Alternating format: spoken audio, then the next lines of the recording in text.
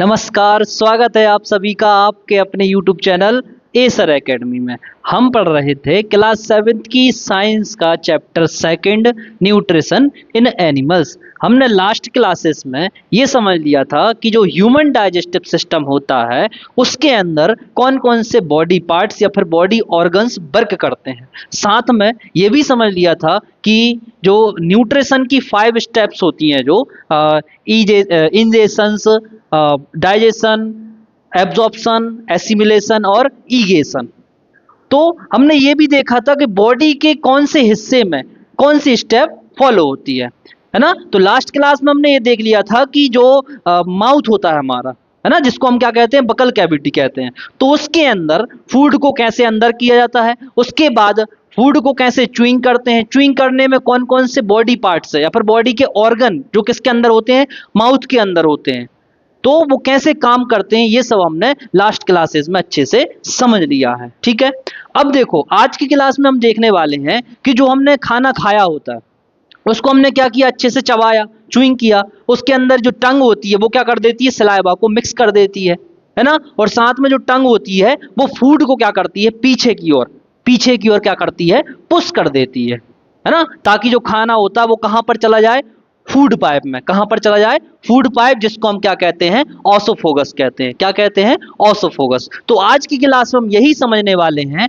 कि जो ऑसोफोगस है उसके अंदर फूड कैसे स्टोमक तक पहुंचता है ना। तो आज की क्लास में हम यही जानने वाले हैं। ठीक है, सबसे पहले हम जान लेते हैं कि ऑसोफोगस होता क्या है। ऑसोफोगस मतलब food pipe. The oesophagus food pipe is about 30 centimetre long, है ना। जो हमारा ऑसोफोगस होता है, फूड पाइप होता है, उसकी लेंथ कितनी होती है, 30 सेंटीमीटर। कितनी होती है, 30 सेंटीमीटर। ठीक है, जो कहां से स्टार्ट होती है, देखो ये टंग है, जहां पर टंग खत्म हो रही है वहां से ऑसोफोगस या फिर फूड पाइप स्टार्ट हो जाता है और कहां तक जाता है, स्टोमक तक। कहां तक, स्टोमक तक। ठीक है ना। चलो, जिसकी लेंथ कितनी है, 30 सेंटीमीटर है।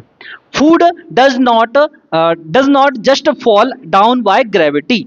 अब जो फूड पाइप है उसके अंदर जो फूड है वो नीचे की ओर ग्रेविटी की मदद से नहीं जाता, है ना। ग्रेविटी समझते हो, ग्रेविटी वो फोर्स है जो अर्थ हर एक ऑब्जेक्ट के ऊपर लगाती है और अपने और क्या करती, खींचती रहती है। तो उस फोर्स को हम कहते हैं ग्रेविटी कहते हैं, ग्रेविटेशनल फोर्स कहते हैं या फिर ग्रेविटी। ठीक है, तो जो फूड होता है फूड पाइप के अंदर नीचे की ओर जा रहा होता है तो वो ग्रेविटी की हेल्प से नहीं जाता, है ना। वहां पर एक प्रोसेस चल रही होती है, किसके अंदर, फूड पाइप के अंदर एक प्रोसेस चलती है जिसके थ्रू फूड नीचे की ओर स्टोमक तक जाता है। जिस प्रोसेस को हम क्या कहते हैं, पेरिस्टॉल्सिस प्रोसेस कहते हैं। क्या कहते हैं, पेरिस्टॉल्सिस। पेरिस्टॉल्सिस प्रोसेस है वो क्या होती है, progressive waves of muscles contraction and relaxation push the food down to the stomach. अब इसके अंदर जो पेरिस्टॉल्सिस प्रोसेस है, इसके अंदर जो ऑसोफोगस होता है, फूड पाइप होता है, वो क्या करता है, कॉन्ट्रैक्शन करता है और रिलैक्सेशन करता है। क्या करता है, कॉन्ट्रैक्शन करता है और रिलैक्सेशन करता है। जैसे मान लो यहां पर क्या थी, जैसे मान लो ये क्या है, यहां पर थी टंग। टंग ने क्या किया, फूड को फूड पाइप के अंदर पुश कर दिया, फूड को क्या कर दिया, फूड पाइप के अंदर पुश कर दिया। यहां पर क्या होगा कि जिस भी पार्ट में फूड रहेगा, फूड पाइप के अंदर जिस भी पार्ट में क्या रहेगा, फूड रहेगा, वहां पर ये मसल्स क्या हो जाएंगी, रिलैक्स हो जाएंगी। क्या हो जाएंगी, रिलैक्स हो जाएंगी, मतलब फैल जाएंगी। क्या होगा, जो मसल्स होंगी ना फूड के चारों ओर, किसकी, फूड पाइप की, वो क्या हो जाएंगी, रिलैक्स हो जाएंगी, मतलब फैल जाएंगी। ठीक है, और उसके जस्ट ऊपर, फूड के जस्ट ऊपर वाली जो मसल्स होंगी वो क्या करने लगेंगी, कॉन्ट्रैक्शन करने लगेंगी। क्या करने लगेंगी, कॉन्ट्रैक्शन मतलब सिकुड़ने लगेंगी। जिससे क्या होगा कि जो फूड है वो आगे की ओर क्या हो जाएगा, चला जाएगा, पुश हो जाएगा, है ना। आगे की ओर क्या हो जाएगा, पुश हो जाएगा। ठीक है, फिर क्या होगा, फूड जैसे ही नीचे आएगा तो वहां की जो मसल्स है वो क्या हो जाएंगी, फैल जाएंगी, रिलैक्स हो जाएंगी। उसके जस्ट ऊपर की जो मसल्स है वो कॉन्ट्रैक्ट हो जाएंगी। कॉन्ट्रैक्ट होने से एक फोर्स लगेगा, फोर्स से फूड क्या हो जाएगा, नीचे की ओर जाने लगेगा, है ना। तो ये प्रोसेस होती है क्या, पेरिस्टॉल्सिस प्रोसेस। ठीक है, एक बार और समझ लो, जो पेरिस्टॉल्सिस प्रोसेस है वो प्रोग्रेसिव वेव्स ऑफ मसल है। मसल्स की प्रोग्रेसिव वेव्स यहां पर काम करती हैं। कैसे काम करती हैं, कॉन्ट्रैक्शन और रिलैक्सेशन से। जिससे क्या होता है, फूड पुश हो जाता है, कहां, down to the stomach, stomach की तरफ क्या हो जाता है, पुश हो जाता है। कैसे होता है, जैसे मान लो ये टंग है, टंग ने क्या किया, फूड को फूड पाइप के अंदर पुश कर दिया। अब होगा क्या, जहां पर भी फूड रहेगा, जो फूड पाइप है उसमें जिस पार्ट में भी क्या है फूड रहेगा, तो वहां की जो आसपास की मसल्स हैं वो क्या हो जाएंगी, रिलैक्स हो जाएंगी, मतलब फैल जाएंगी, है ना। और जैसे ही फैलेंगी तो इसके जस्ट ऊपर वाली जो मसल्स हैं, इसके जस्ट ऊपर वाली जो मसल्स हैं वो क्या हो जाएंगी, कॉन्ट्रैक्ट हो जाएंगी। कॉन्ट्रैक्ट मतलब सिकुड़ना, है ना। सिकुड़ेंगी तो होगा क्या, एक फोर्स लगेगा, फोर्स से जो फूड है वो आगे की ओर चला जाएगा, है ना। फिर क्या होगा, फूड नीचे की ओर आएगा, तो जहां पर फूड है वहां के जो मसल्स है वो क्या हो जाएंगी, फैल जाएंगी, रिलैक्स हो जाएंगी। और उसके जस्ट ऊपर वाली मसल्स क्या होंगी, जो रिलैक्स थी वो अब क्या हो जाएंगी, कॉन्ट्रैक्ट हो जाएंगी। क्या हो जाएंगी, कॉन्ट्रैक्ट। कॉन्ट्रैक्ट फिर फोर्स लगेगा जिससे फूड क्या होगा, नीचे की ओर चला जाएगा, है ना। ऐसे ऐसे करके ये कौन सी प्रोसेस हो जाती है, पेरिस्टालसिस प्रोसेस। ठीक है। जैसे हम सुबह सुबह क्या करते हैं, टूथब्रश करते हैं ना, ब्रश करते हैं, उससे पहले क्या करते हैं, जो ब्रश होता है उसके ऊपर हम टूथपेस्ट लगाते हैं। क्या लगाते हैं, टूथपेस्ट लगाते हैं। जो टूथपेस्ट की ट्यूब होती है उसको हम क्या करते हैं, थोड़ा सा दबाते हैं। क्या करते हैं, दबाते हैं, उसको कॉन्ट्रैक्ट करते हैं, सुकड़ाते हैं। उससे होता क्या है कि जो पेस्ट होता है वो आगे की ओर निकल आता है ना। ऐसे ही सेम यहाँ पर होता है कि यहाँ की जो मसल्स हैं क्या हो जाती है, कॉन्ट्रैक्ट हो जाती है, और जो फूड होता है वो आगे की ओर निकल जाता है ना। और फिर नीचे जाएगा तो वहां पर की मसल्स क्या होंगी, रिलैक्स हो जाएंगी, और उसके जस्ट ऊपर की मसल्स क्या हो जाएंगी, कॉन्ट्रैक्ट हो जाएंगी। तो फिर से फूड क्या हो जाएगा, नीचे की ओर चला जाएगा, है ना। अब ऐसे ऐसे करके फूड कहाँ चला जाता है, स्टोमक के अंदर चला जाता है। कहां पर चला जाता है, स्टोमक के अंदर। ठीक है। अब अगर ये फूड को स्टोमक ने क्या कर दिया, रिजेक्ट कर दिया, if the stomach reject it इस फूड को स्टोमक ने क्या कर दिया, रिजेक्ट कर दिया, तो होगा क्या, तो रिवर्स पेरिस्टालसिस। अभी पेरिस्टालसिस नीचे की ओर चल रही थी, अब क्या होगा, अगर जो स्टोमक है इसने फूड को क्या कर दिया, रिजेक्ट कर दिया। रिजेक्ट कब करता है, रिजेक्ट तब करता है जब फूड के अंदर जो हमने च्युइंग की है ना, चबाया है जिस फूड को, वो फूड अगर उसके अंदर क्या होंगे, ऐसे सब्सटेंस होंगे, है ना। जैसे मान लो पॉइजनस सब्सटेंस जो हमारी बॉडी के लिए हार्मफुल है, तो स्टोमक उनको क्या कर लेगा, सेंस कर लेगा, जिससे होगा क्या कि स्टोमक उनको अपने अंदर आने ही नहीं देगा और वापस रिवर्स कर देगा। और जैसे ही रिवर्स करेगा तो रिवर्स पेरिस्टालसिस होने लगेगी। कैसे, कभी नीचे की ओर जा रहा है तो फूड ऊपर की ओर आने लगेगा, ऊपर की ओर आएगा तो क्या हो जाएगी, हमें हैपेंस वॉमिटिंग। क्या हो जाएगी, हमें वॉमिटिंग हो जाएगी। और जितना भी खाना हम नीचे की ओर भेज रहे थे ना, वो वापस ऊपर आ जाएगा और माउथ से बाहर हो जाएगा, जिसको हम क्या कहते हैं, वॉमिटिंग कहते हैं। ठीक है, इतनी बात समझ में आ गई। अब इसके बाद हम समझेंगे क्या, जो फूड पाइप के थ्रू स्टोमक के अंदर गया है, अब स्टोमक के अंदर कौन सी प्रोसेस होती है,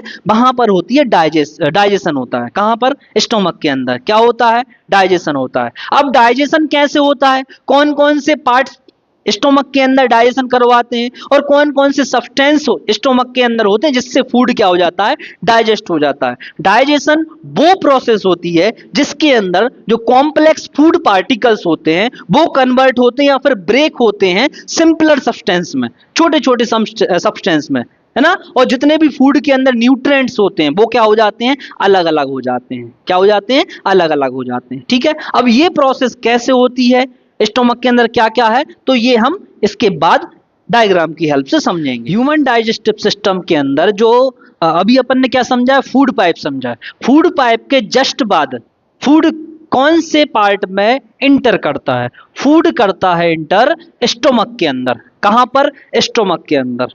ठीक है। क्या आपको पता है कि जो हमारा स्टोमक है, हमारा पेट है, इसके अंदर एक एसिड होती है। क्या होती है, एसिड होती है ना। अगर अब एसिड है तो वो एसिड हमें नुकसान क्यों नहीं कर रही है, हमें पता भी नहीं चलता कि हमारी बॉडी के अंदर क्या है, एसिड है ना। तो वो नुकसान हमें हार्मफुल क्यों नहीं है, वो नुकसान कैसे नहीं कर पा रही है, तो ये सब हम यहां पर समझते हैं। ठीक है, चलो। अब जो स्टोमक है, स्टोमक होता क्या है, a thick walled J shaped muscular bag. देखो स्टोमक कुछ इस तरीके से दिखाई देता है ना। स्टोमक कैसे दिखाई देता है, कुछ इस तरीके से दिखाई देता है। ठीक है। ये क्या है, थिक वॉल्ड, इसकी जो दीवारें हैं, है ना, ये लेयर दिख रही है ना, ये क्या है, इसकी बॉल है। क्या है, ये बॉल है। ये कैसी है, थिक है, मोटी होती है। ठीक है। और साथ में कौन से शेप का होता है, जे शेप का होता है। किस शेप का है ये, जे शेप का है। ठीक है। जे शेप का क्या है, ये बैग है, मस्कुलर बैग है। ये क्या है, मस्कुलर बैग है। Holding up of 2 litres of food pulp, holding up 2 litres of food pulp. अब ये फूड पल्प क्या होता है? देखो हम खाना खाते हैं, खाना खाने के बाद तुरंत पानी पीते हैं, तो जो खाने का फूड और वाटर का जो मिक्सचर बन जाता है ना, जो पेट के अंदर जो फूड और वाटर का क्या बन जाता है, मिक्सचर बन जाता है, तो उसको हम कहते हैं फूड पल्प कहते हैं। क्या कहते हैं? फूड पल्प कहते हैं। तो ये जो स्टोमक है ना, ये कितना होल्ड कर सकता है फूड पल्प? तो ये कर सकता है 2 लीटर के समथिंग, है ना, कितने लीटर? 2 लीटर के समथिंग फूड पल्प को होल्ड कर सकता है। ठीक है, अब इसके अंदर कौन कौन सी चीजें होती हैं, ये तो हमने देख लिया कि ये स्टोमक क्या है, एक thick walled J shaped muscular bag है। क्या है ये? मस्कुलर बैग है जिसकी शेप कैसी है? जे शेप है, और साथ में कैसा है? ये थिक वॉल्ड है। इसकी जो बॉल्ड होती है ना, बॉल, क्या है ये? थिक होती है, मोटी होती है। ठीक है,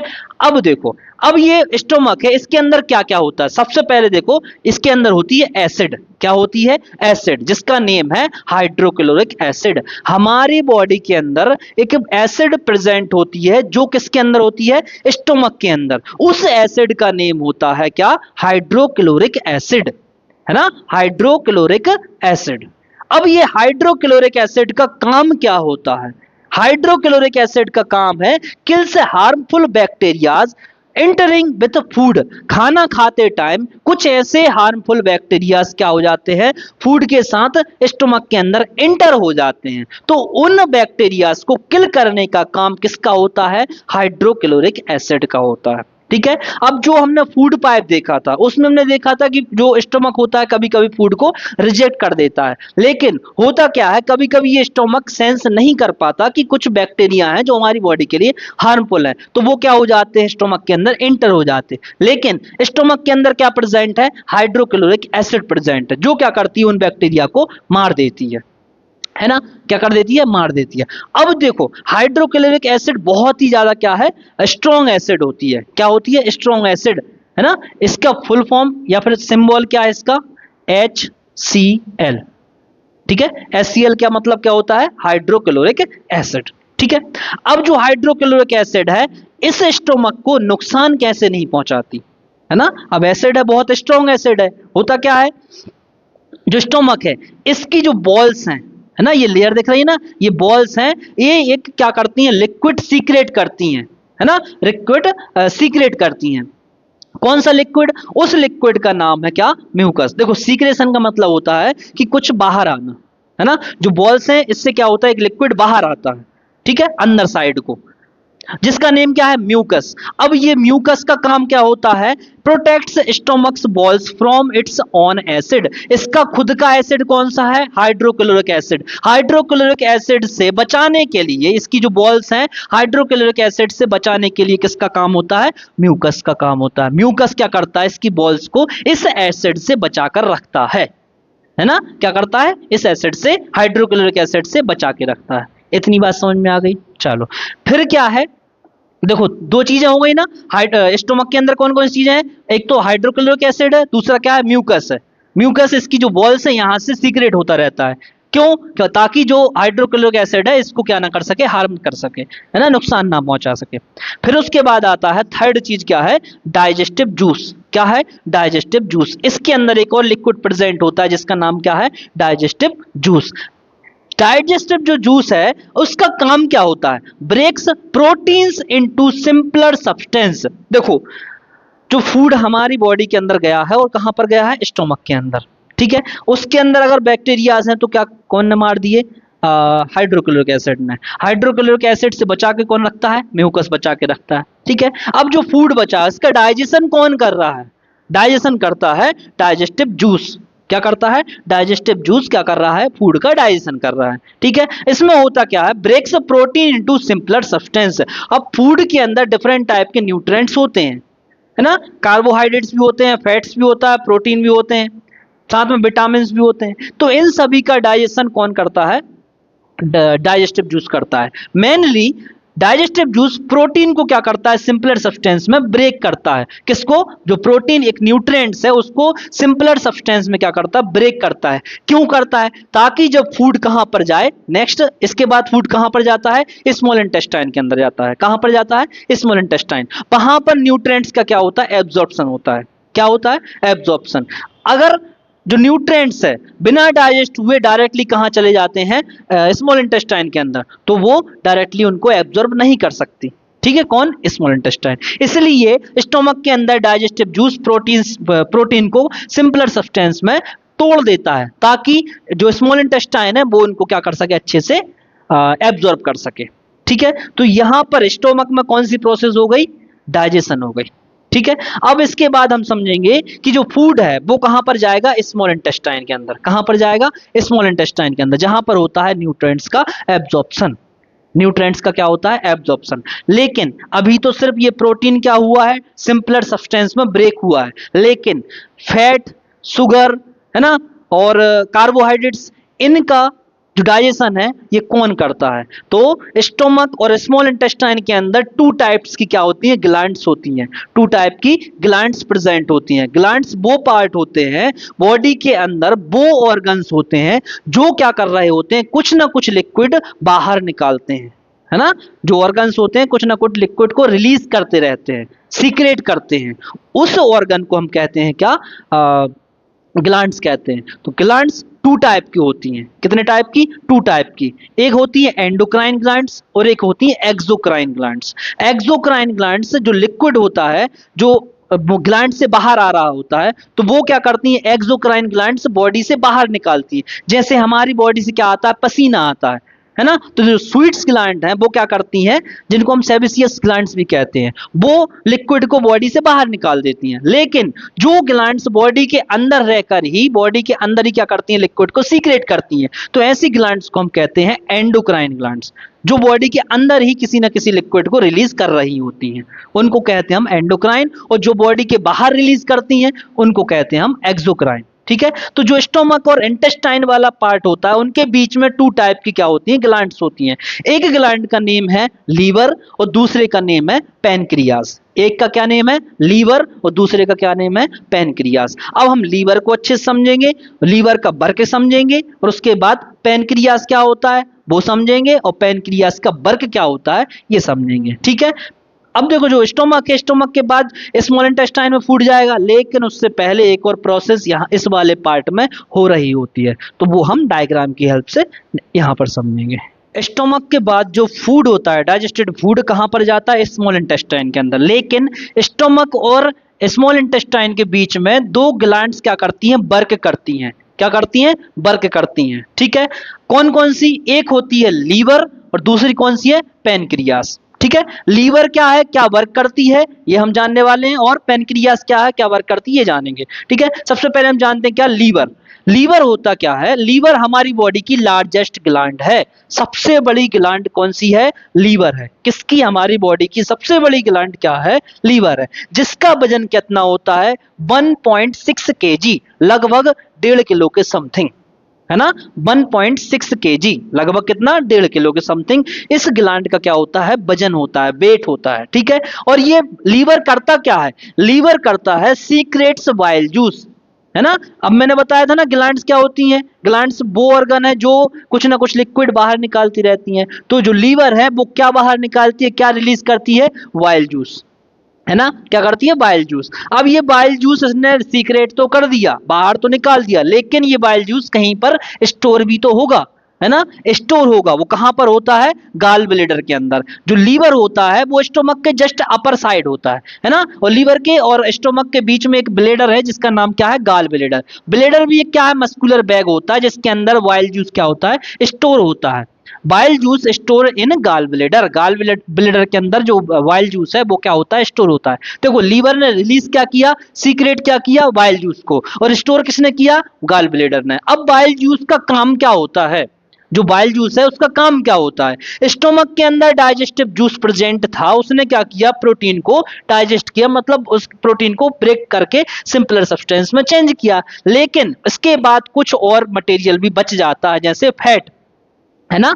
फैट को डाइजेस्ट करने का या फिर फैट को कन्वर्ट करने का काम किसका होता है? बाइल जूस का होता है। Fat in bile juice breaks down fats into simpler form. जो फैट को सिंपलर फॉर्म में ब्रेक डाउन करने का काम किसका है? बाइल जूस का है। ठीक है, बाइल जूस को सीक्रेट किसने किया? लीवर ने, जो कि हमारी बॉडी की सबसे बड़ी ग्लैंड होती है, जिसका वजन 1.6 kg होता है। इससे क्या सीक्रेट होता है? बाइल जूस, जिसको स्टोर किसने किया? गाल ब्लेडर ने किया। और बाइल जूस का काम क्या है? Breaks down in fat into simpler form, fat को सिंपलर फॉर्म में डाइजेस्ट करना। ठीक है ना, इतनी बात समझ में आ गई। चलो अब इसके बाद क्या है? पैनक्रियाज है। पैनक्रियाज स्टोमक के जस्ट नीचे होता है, बिलो, है ना। स्टोमक के जस्ट नीचे कौन सी ग्लैंड होती है? पैनक्रियाज होती है। अब ये पैनक्रियाज कौन सा जूस सीक्रेट करेगी? देखो ये भी ग्लैंड है, तो ये भी क्या करेगी? कुछ ना कुछ लिक्विड सीक्रेट करेगी। सीक्रेट मतलब रिलीज करेगी। तो कौन सा सीक्रेट्स? Pancreatic juice. कौन सा जूस? Pancreatic juice. देखो स्टोमक के अंदर प्रोटीन का डाइजेशन हो गया, बाइल जूस ने फैट का डाइजेशन कर दिया। अब क्या बचा? कार्बोहाइड्रेट्स बचे, है ना। फूड के अंदर क्या न्यूट्रिएंट्स बचे? कार्बोहाइड्रेट बचे। अब कार्बोहाइड्रेट को डाइजेस्ट करने का काम किसका होता है?